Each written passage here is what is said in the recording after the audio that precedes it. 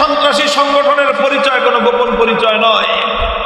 বাংলাদেশের স্বাধীনতার বিরুদ্ধে সংঘাত এবং চরম আক্রমণকারী একটি প্রতিষ্ঠান ইসকন জান্নাত। সেই ইসকন শহীদ আলিফকে হত্যা করে ক্ষান্ত হয়নি। তাদের মাধ্যমে আজ মুসলিম কিশোরীদের গর্ভে, মুসলিম তরুণীদের গর্ভে হিন্দু প্রজন্ম জন্ম দেওয়ার, হিন্দুদের সন্তান জন্ম দেওয়ার এক ভয়াবহ নীল নকশা বাস্তবায়নের জন্য তারা মাঠে নেমেছে।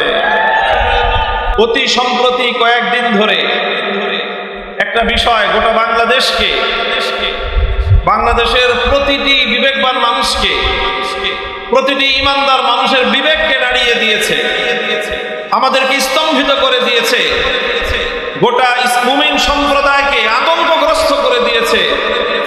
আপনারা ইতিমধ্যে লক্ষ্য করেছেন যে এক ভয়াবহ ষড়যন্ত্র উম্মার বিরুদ্ধে, বিশেষ করে বাংলাদেশের মুসলিম জাতিসত্তার বিরুদ্ধে এক গভীর চক্রান্ত শুধু পরিচালিত নয়, বরং ভয়াবহ আকারে বিস্তার লাভ করেছে।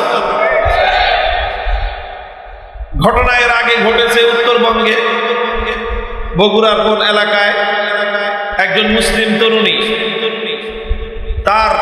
তাকে যে কোনোভাবে প্রলুব্ধ করে একটা বিধর্মী, একটা হিন্দু ছেলে তাকে ষড়যন্ত্রের ফাঁদে ফেলেছে এবং সেই মুসলিম তরুণীর সাথে সে যে কোনোভাবে, যে কোনো ছলছুতোয় তার সরলতার সুযোগ নিয়ে তার শ্লীলতাহানি করেছে। সেই ঘটনা রেশ কাটতে না কাটতে এরপরে এই গত সপ্তাহে বাংলাদেশ নাড়িয়ে দেওয়ার মতো ঘটনা, 13 বছরের একটি মুসলিম তরুণী, মুসলিম কিশোরী, মাদ্রাসা শিক্ষার্থী, মাত্র যার বয়স সর্বোচ্চ 13 বছর হতে পারে। যারা পর্যালোচক তারা তো বলতেছে যে মেয়েটার বয়স আরো কম হবে। ছোট্ট খুকি একটা মেয়ে, পর্দানসীন একটা মেয়ে, মাদ্রাসা পড়ুয়া একটা মেয়ে, সুপরিকল্পিত ভাবে তাকে এক হিন্দু যুবক তার সাথে যে কোনো ভাবেই হোক তার সাথে যোগাযোগ স্থাপন করেছে। এরপরে তার সঙ্গে সম্মিলিত হয়ে আরো কয়েকজন চক্র মিলে তাকে যে কোনো ভাবে তাদের বশীভূত করে অপহরণ করা হয়েছে। অপহরণ করে 3 দিন পর্যন্ত অবরুদ্ধ জায়গায় তাকে আটকে রেখে উপর্যুপরি ধর্ষণের মাধ্যমে সেই মেয়েটার জীবনকে একটা বিষণ্ণ, একটা ভয়াবহ এক জীবনের দিকে তাকে ফেলে দেওয়া হয়েছে। একটার পর একটা ঘটনা ঘটছে। এরপরে সেই ঘটনাকে কেন্দ্র করে সবচেয়ে লজ্জাজনক, আতঙ্কজনক যে কার্যক্রম হয়েছে সেটা হলো বাংলাদেশ রাষ্ট্রের গুরুত্বপূর্ণ প্রতিষ্ঠান, জনতার আস্থার জায়গা হওয়ার কথা, জনগণের জানমাল এবং ইজ্জতের নিরাপত্তা দানকারী, নিরাপত্তার দায়িত্বে নিয়োজিত প্রতিষ্ঠান আইন শৃঙ্খলা রক্ষাকারী বাহিনী, পুলিশের পক্ষ থেকে এই ঘটনায় যেই নাটক মঞ্চস্থ করা হয়েছে এবং যেইভাবে এই ঘটনার জন্য সাম্প্রদায়িক সম্প্রীতির নামে এবং সাম্প্রদায়িক সম্প্রীতি বজায় রাখার নামে মুসলমানদের গৌরব, মুসলমানদের আত্মমর্যাদাকে ধুলোয় মিশিয়ে দেওয়ার আয়োজন করা হয়েছে। সেখানে ইনিয়ে বিনিয়ে 13 বছরেরও কম একটি কিশোরী মেয়ের উপর দোষ চাপিয়ে একজন হিন্দু যুবকের অপরাধের পাল্লাকে হালকা করা, তার অপরাধকে ঢেকে দেওয়ার একটা কৌশলী উদ্যোগ গ্রহণ করা হয়েছে। মুহতারাম হাজিরিন, ঘটনা আমি লম্বা আলোচনা করব না এগুলো নিয়ে। শুধু এই ঘটনার ব্যাপারে আমি যতটুকু পর্যবেক্ষণ করেছি, যথেষ্ট পর্যবেক্ষণ পর্যালোচনা আমি ব্যক্তিগতভাবে করেছি।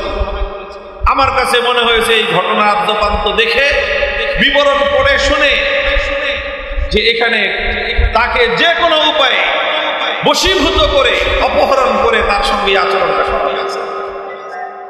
বাংলাদেশের প্রচলিত আইনে যদি ধরা হয়, এত কাহিনীর করতে হয় না, এত কাহিনীর প্রয়োজন হয় না। এখানে নানাভাবে অপরাধকে ঢেকে দেওয়ার, আড়াল করার আইন শৃঙ্খলা রক্ষাকারী বাহিনীর পক্ষ থেকে নানা ধরনের কৌশল গ্রহণ করা হয়েছে, যাতে অপরাধের যেই প্রমাণ সেই প্রমাণকে যেন মুছে ফেলা যায়। এটা গেল। এরপরে একটার পর একটা ঘটনা আপনারা লক্ষ্য করছেন।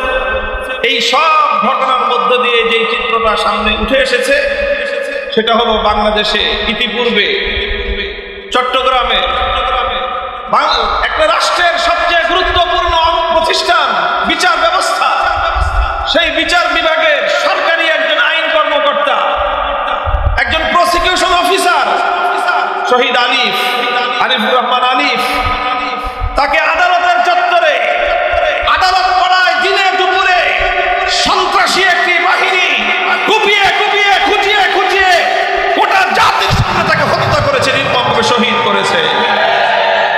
এবং সেই সন্ত্রাসী সংগঠনের পরিচয় কোনো গোপন পরিচয় নয়, বাংলাদেশের স্বাধীনতার বিরুদ্ধে সংঘাত এবং চরম আক্রমণকারী একটি প্রতিষ্ঠান ইসকন জান্নাত। সেই ইসকন শহীদ আলিফকে হত্যা করে ক্ষান্ত হয়নি।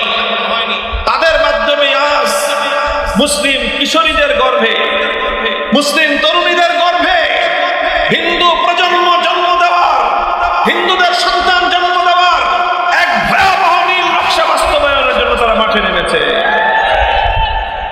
এই হলো দেশের পরিস্থিতি।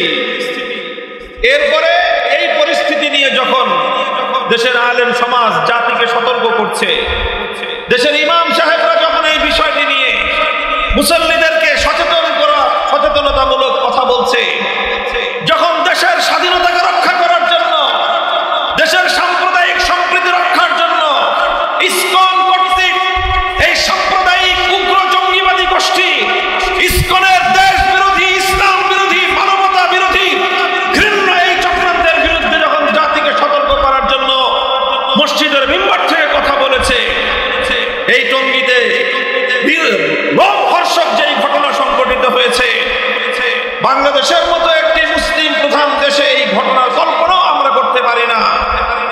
সেখানে সন্ত্রাসীরা টঙ্গীর মতো জায়গা থেকে, জনবহুল জায়গা থেকে অপহরণ করে নিয়ে গেছে তাকে, সেই বাংলাদেশের সীমান্ত এলাকায় সেখানে নিয়ে তারপরে তাকে তিনি উদ্ধার হয়েছেন, আবিষ্কৃত হয়েছেন এক ভয়াবহ নির্মম বাস্তবতায়। সেখানে তার পায়ের মধ্যে শেকল পড়ানো, অবরুদ্ধ অবস্থায়, একরকম বেহুশ অবস্থায়, অচেতন অবস্থায় তাকে উদ্ধার করা হয়েছে। তারপরে তিনি যেই বিবরণ দিয়েছেন, সেই বিবরণ থেকে গোটা জাতি আজ স্তম্ভিত হয়ে গিয়েছে।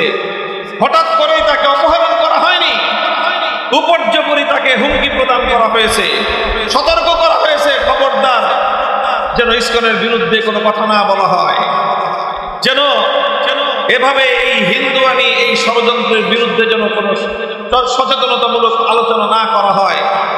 তিনি যখন তাদের হুমকিকে উপেক্ষা করে দায়িত্ব পালনে অব্যাহত রেখেছেন, দায়িত্ব পালন, তখনই তাকে এই ভয়াবহ অপহরণের এই ঘটনা ঘটানো হয়েছে। মুহতারাম হাজিরিন, ঘটনাগুলো একটার পর একটা ঘটতেছে এবং বাংলাদেশের বর্তমান যে রাজনৈতিক ক্রান্তিকাল, সেই ক্রান্তিকালে একটার পরে একটা নাশকতামূলক ঘটনা ঘটতেছে। এই সব কিছু দেখে আমাদের আশঙ্কা তৈরি হচ্ছে যে এখন বাংলাদেশ এক নতুন বাংলাদেশ হিসেবে উপনীত হওয়ার